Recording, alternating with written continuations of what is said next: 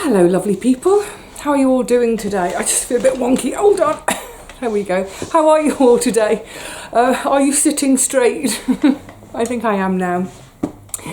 I hope you're all well. I am, I feel like I need a cough now. I was just going to say, I feel so much better. Thank goodness. I mean, the whole of October with a cold and then beginning of November, infection.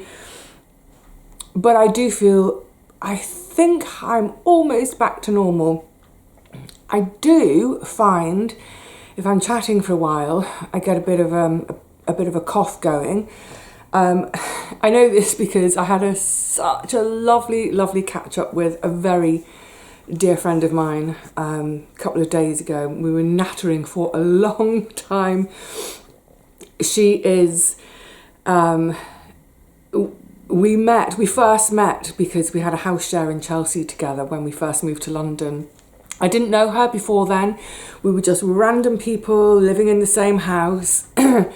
And that was in 1992, and goodness me, lifelong friends ever since. We've seen everything together. The best kind of friends, isn't it? Marriage, divorce, birth, death. Yeah, we've been through it all together. Anyway, yeah, but when I was having a chat with her the other day, I did start coughing a bit. So forgive if I cough. That's what I'm trying to say. That's not what today's about. I thought, well, a little bit of a catch up on just a few bits and bobs, but also it always seems really pertinent around a comment.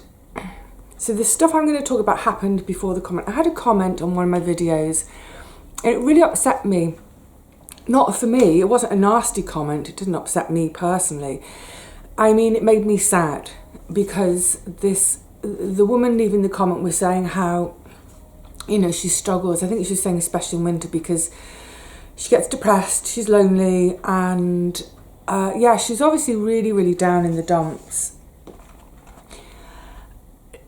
Yeah, it just made me sad for her, and in a way it's sort of like I didn't know what to say in response because I don't know her. I don't know her personally. I don't even know her well enough from comments to be able to tap into something I know that she loves. So all I could do was offer her what I do, something that I do. It's a little daily habit. It doesn't cost anything. And I'm sure it's a habit which helps with my mental health, especially in winter when I do get a bit down because of the cold. It's turning really quite cold again. I know in a couple of days we've got some really cold weather coming. But anyway, all I said to her was, this habit of mine that I have is to, or it's so simple, just try to get out of the house every day. This is what I do. I try to get out of the house at least once every day. No matter what the weather is, no matter what the time of year is. In the summer, it's no issue. I want to be outside. But especially in the winter, when I could quite happily just curl up with a book all day, every day. But that ain't going to get the baby washed, is it? Sometimes, there are a lot of times when I need to go out of the house. You know, I just pop to the post office if I've got a shop order to send. If I'm going to the shops to pick up bits and bobs of ingredients, you know, food shopping. But even when I haven't got anything specific on, I still try and go out. And like I said, this is pretty much every day. Quite simply, all I do, I live on a hill. I live about a third of the way to the top. So I come out of my house and I go to the top of the hill. And at the top of the hill, there is a lovely bookshop. There's my favourite charity shop, which also is great for books. There's the ironmongers. I always love looking in their window. There's a pub, and the pub garden is out the front. So if anyone, especially in the summer, if anyone's having a drink outside, you see them as you walk past. So I go to the top of the hill, and then I come all the way down to the bottom of the hill on one side of the road, and then I come back up the hill on the other side of the road. And literally what this gives me is, well, it's a little bit of exercise, of course, a little bit of air.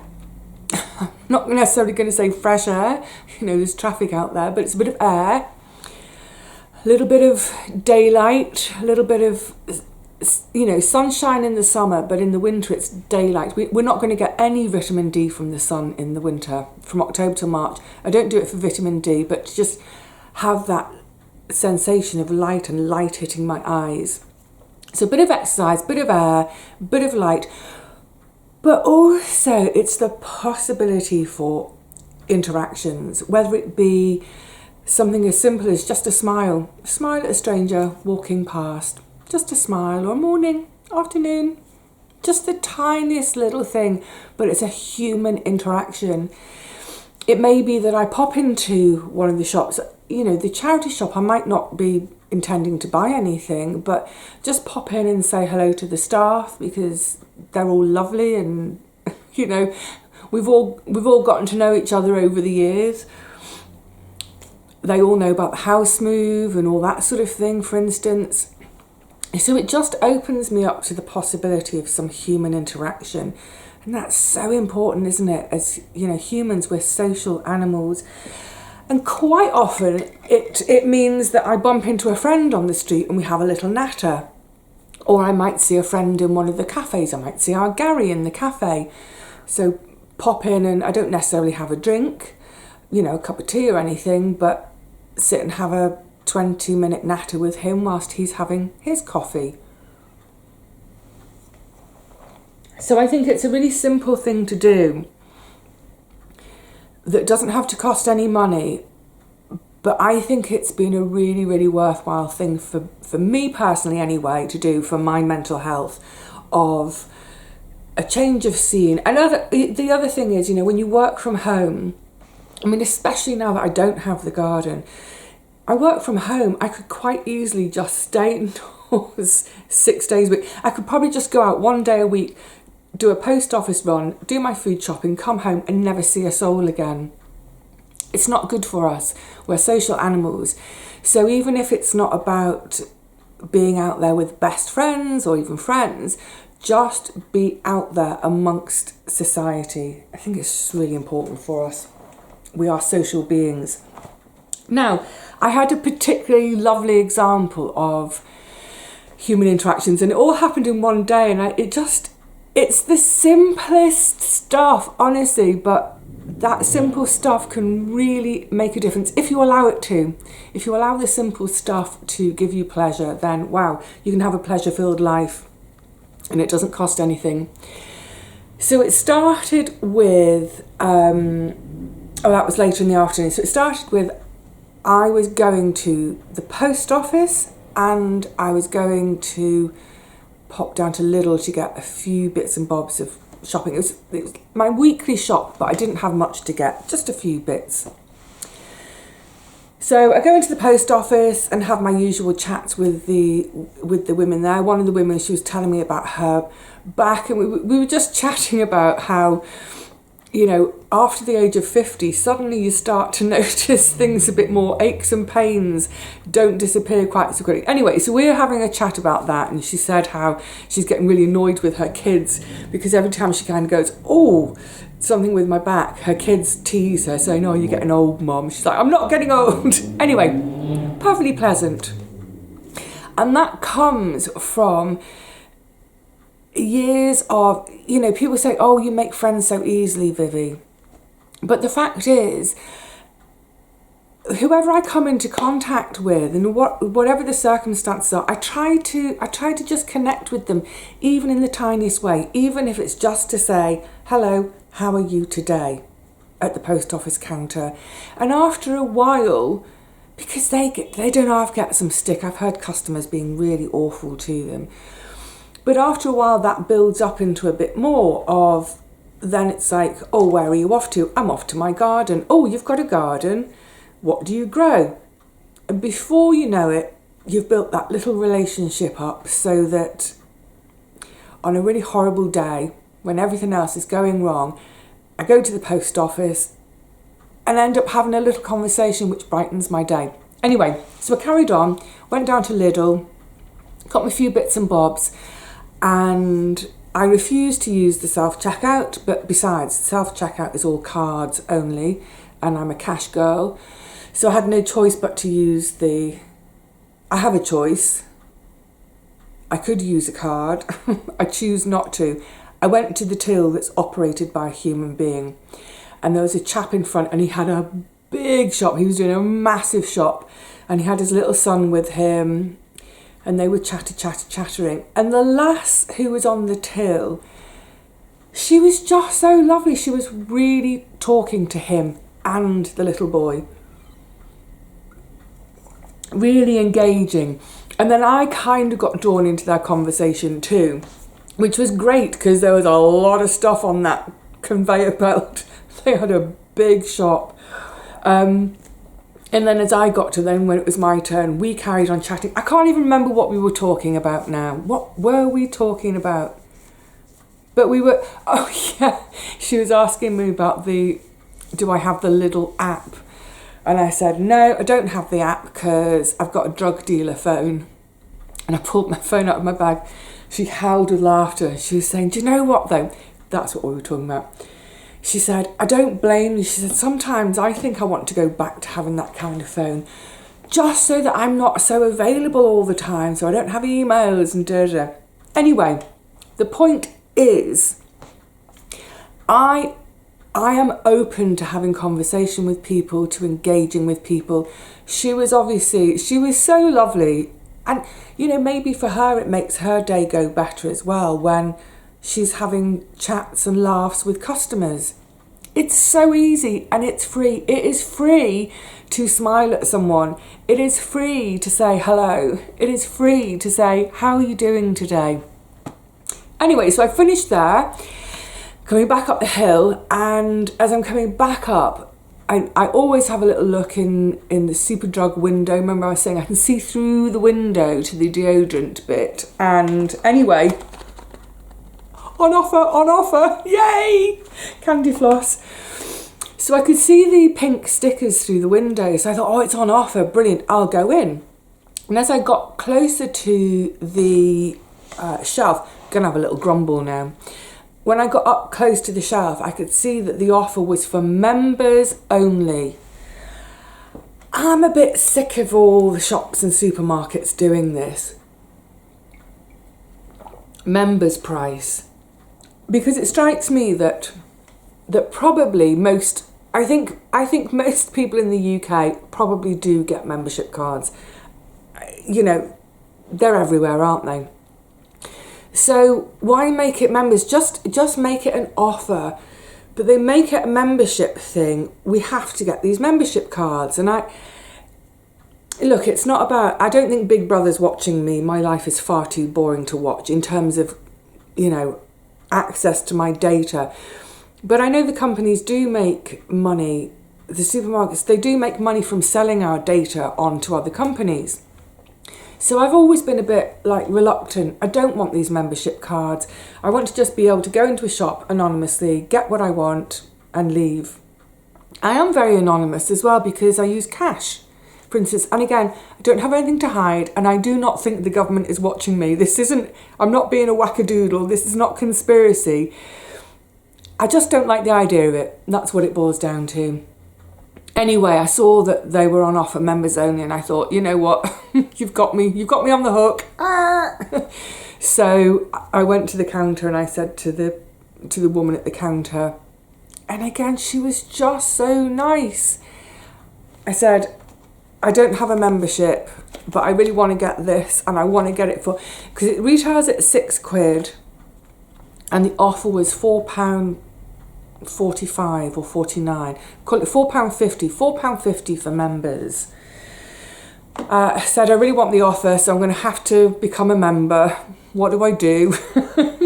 What do you want to know about me? And she was great. She did it there and then at the till, and I said, oh, I'm sorry, I'm taking up all your time. She said, no, that's what I'm here for. Because I actually said that there were 2 tills open and there weren't a ton of people, so I wasn't creating a queue. I'm always mindful of creating a queue.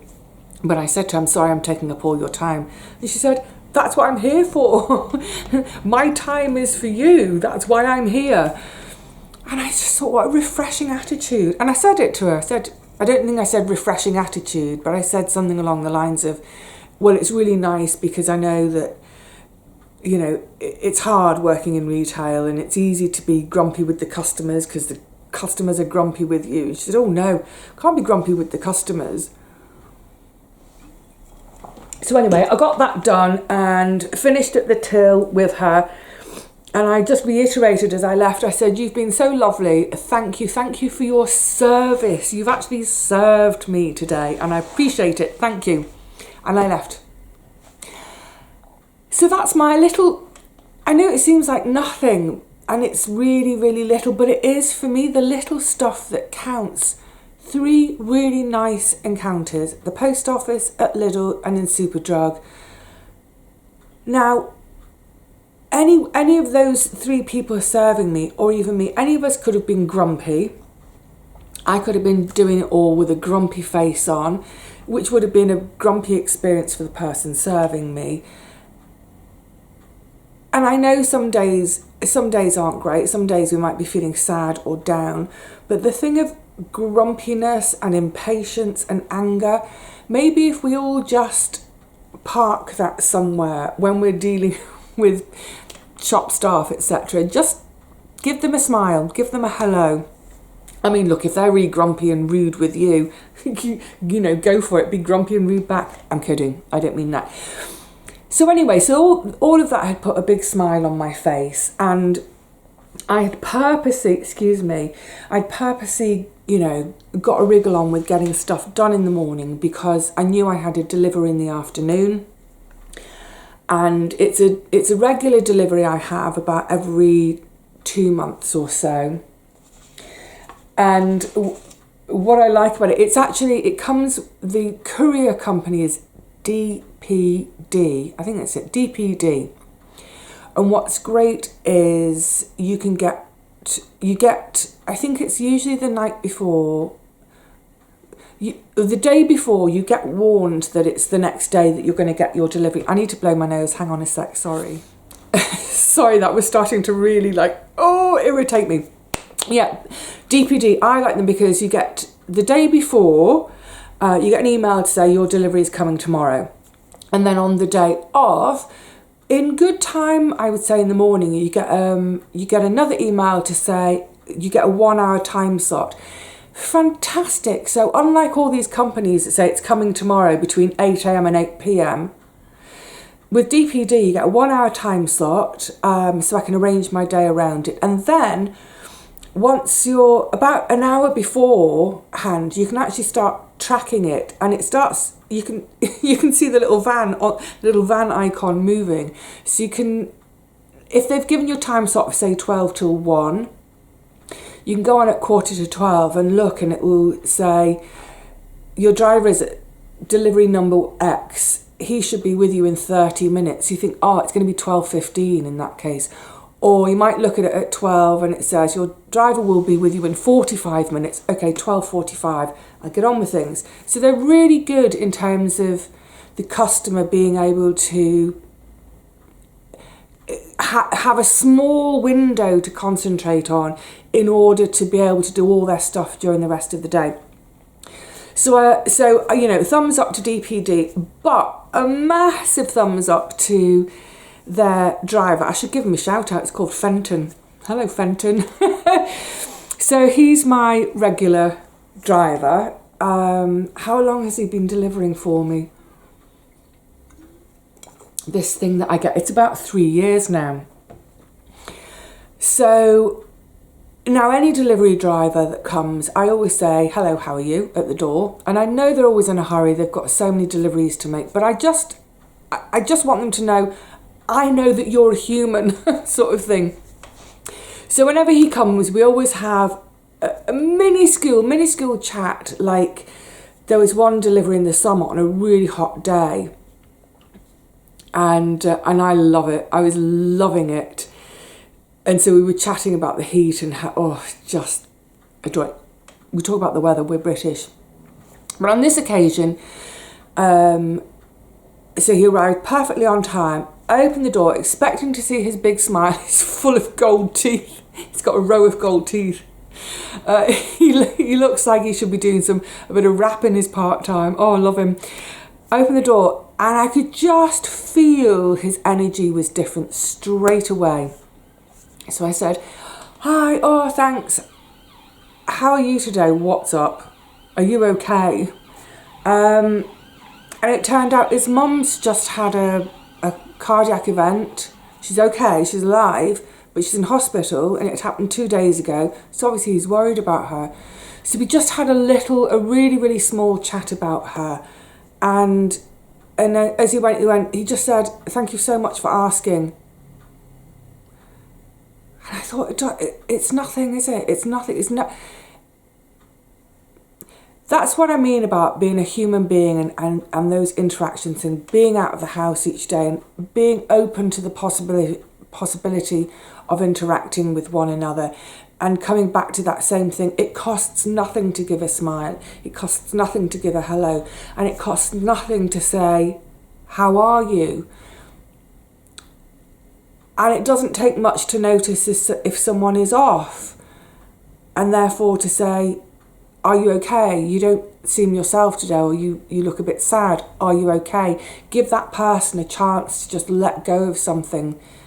And that is, "I'm worried about my mum." So anyway, he's such a great, of all the deliveries I've ever had, firstly, he always finds my house. Yay. I wish all the companies I bought from online would use DPD, or at least this one particular guy. He's absolutely brilliant. Love him to bits. He's fab, as much as you can love a stranger. Right, other stuff.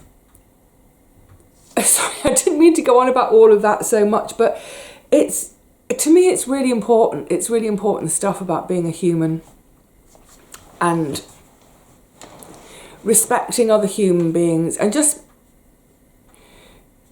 starting from a place of kindness and niceness. Don't start from a place of grumpiness and anger.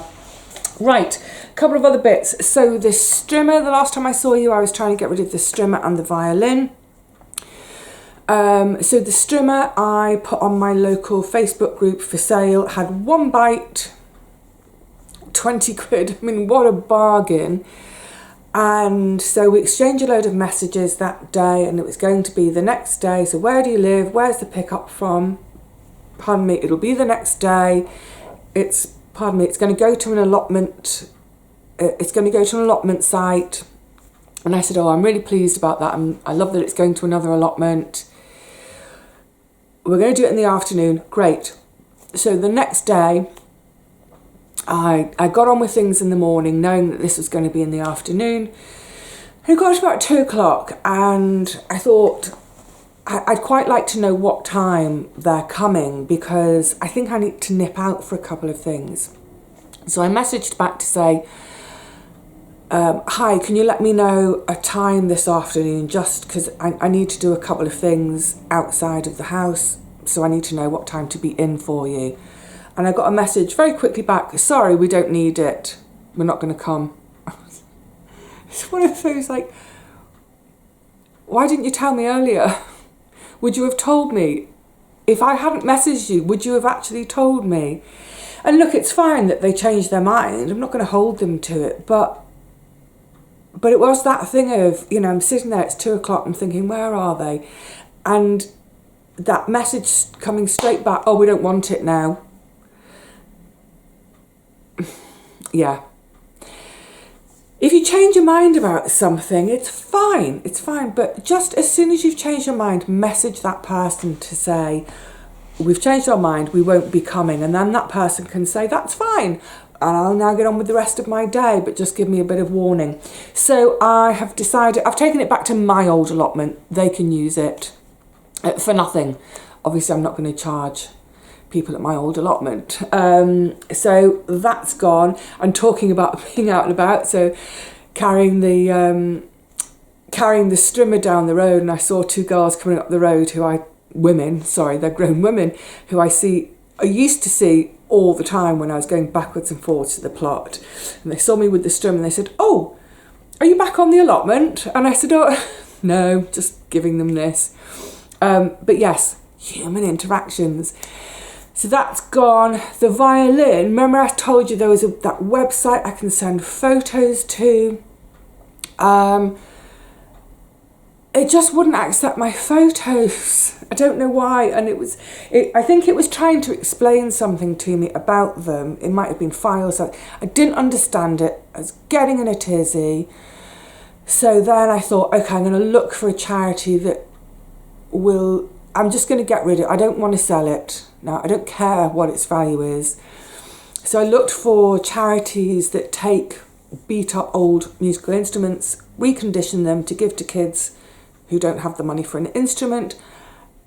I thought such charities existed. Well, I did find one, but it wasn't in London. And they wouldn't come to London to collect. So in the end, what a shame. Anyway, so in the end, I've spoken to a local charity. They have branches all over, sort of in southeast London and into Kent.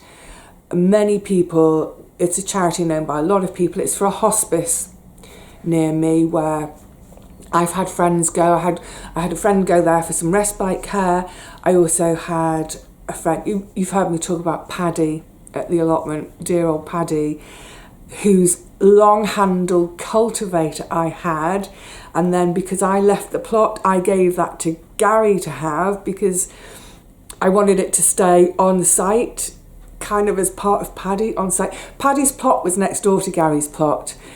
But yeah, they cared for Paddy in Paddy's final days. So it's a hospice that's very, very much at the centre of this community and very loved, and have lots of shops all over the place. So I went into their shop and into the one that's local to me, and I explained what I've got. I said, it's pretty beat up, but it's at least 50 years old. Do you think you could do anything with it? Do you think you'll be able to sell it? So they're going to send it to I'm going to drop it with them. They're going to send it to their eBay team where they've got a few specialists, and they also, their eBay team, they also have the time to look and search for the best avenues for selling things. So they kind of deal with the more unique items, the more antique items, the more valuable items, to make sure that they can get the best possible price and that they sell it via the best avenue. So I'm chuffed with that. I'll get that to them. I might do that one today, because I don't have any other excuses to go out today, so that can be my excuse today to go out for my daily perambulation. Up the hill, down the hill, back up the hill. So yes, I'm pleased with that. Pleased to have oh my goodness, I've been nattering for ages, haven't I? I was going to talk about other stuff. I'm just going to finish off with a book very quickly. Gorgeous book. The Running Hare by John Lewis Stemple. Its subtitle is The Secret Life of Farmland. Oh, I'm so loving this writer. This is his third book I've read now.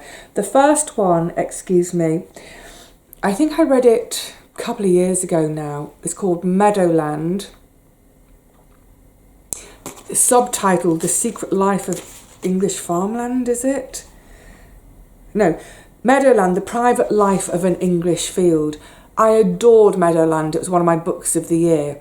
I then followed that with, about a year ago, I read Cockshot Wood, which was sent to me. Who sent that to me? Anne, was it? I can't remember. And then I found this, and it was for my shop. It's going to go into my shop. But I thought, I've got to read it first. He says specifically, he's not a natural history writer. He's a countryside rural affairs writer. In a nutshell, he wants to experiment with growing wheat the old-fashioned way, as in no pesticides, no herbicides, no chemicals whatsoever. He wants wildflowers in with them, at least in the borders. He wants to see those old flowers, the poppies, the corn camomiles, the corn cockles, all these corn in England, as in wheat. he ends up being able to rent a field for just 1 year. So it's all about how he grows wheat, but it's about the nature that comes back because of the methods he uses. So he's surrounded by commercial agriculture. The people that way, he calls them the chemical brothers, because the number of times that he gets sprayed with a whole bunch of chemicals while he's on his land trying to do his thing. When he first surveys the land, there are rooks and magpies, and that's pretty much it. But by the time he's done, there are hares, and that's why we've got the hares, the running hare. There are hares in the field, there are shrews and voles and field mice and myriad birds, all the bird life. It's gorgeous. It's an absolute joy of a book. I wrote that down. It's joy, but it is dotted throughout with, you know, the problems and the politics of modern agriculture, and, you know, how do we find a way back to better land management but still be able to produce enough food. But it's gorgeous. There are extracts from poems, there are extracts from books from great sort of nature/rural affairs writers. You know, there are poems from John Clare, there are bits from Jeffries, of whose there's I can't reach that far back, Wildlife in the Southern Country, from some of these great countryside writers down the years.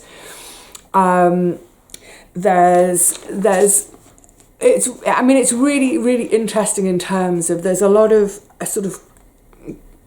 he's bringing back a lot of country law and country wisdom, whether it be what day to sow on, about the weather, all those kind of things, again, that are being lost, if not they have been lost already, except for people who've put them into books.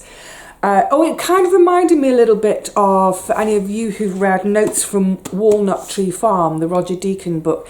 It had a similar feel to that, actually. It goes through the year, as one might expect, with anything to do with growing. We need that linear progress of the year with growing. What else? Yeah, origins of words as well, such as a furlong, an acre. How did an acre come to be divided into that amount of land? Where does an acre come from? Funny bits too. I loved this bit. Oh, and there are little illustrations throughout. Gorgeous. I had to look and squint really closely. You know, I've got a bit of a bee in my bonnet about, let's acknowledge and champion our illustrators. The illustrations are by Michaela Alcano, not a name I'm familiar with, but they're really charming throughout. This is one of the little bits of trivia, if you like, country law, country history that I loved. So I was just glancing over there because my spider is still in residence. You know, my massive spider, she's still here. She's just climbing up the window at the moment. She's climbing up the window frame. I think she's probably trying to get to the ceiling where it'd be warmer. I think the window frame's probably quite cold today. Anyway, we get to Candlemas, which is the 2nd of February. I love this bit of trivia, a bit saucy. But then I thought, well, of course it makes sense. Candlemas, 2nd of February. The day which, in the countryside, traditionally marked the end of the sexual abstinence practiced since Advent. I thought, I don't know about sexual abstinence over that kind of Christmas winter period. Do you think they'd be at it like bunnies in the winter because, you know, like cuddle up, keep warm? But, of course, nobody down on the farm wanted heavily pregnant women at harvest time. Of course. So, you know, it's purely practical, isn't it? Loved that. Again, throughout their sort of defining words and word history. So links the word human with the word humus in soil. They share a root, earthly being. Lovely, lovely, lovely, lovely. Highly recommend it. There are moments of real poignancy. Why did I mark that? Oh yes, and what I loved, sorry, I'm jumping to this bit. There's a section towards the end, and if you remember, this is something I want to look into once I've moved and my schedule calms down somewhat, and I've got my straws to practice with already, and I've now got my books too, is corn doll making. So he goes into a bit of the history of corn doll making. Gorgeous.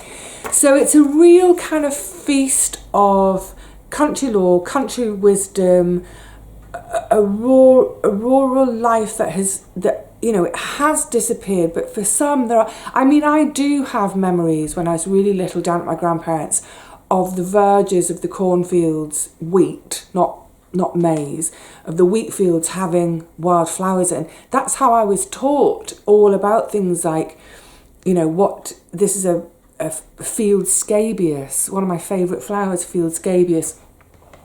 But yeah, it's a real joy, but it is dotted with some tough stuff. There's one particularly gruesome moment with a combine harvester towards the end, really gruesome.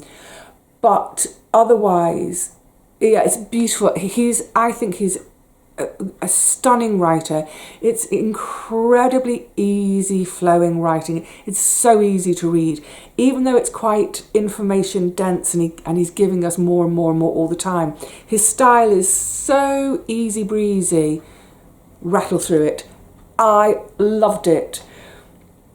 Will it be my book of the year? So it's over there. I keep a note of the books I read throughout the year, and any that I particularly love get a little star next to them.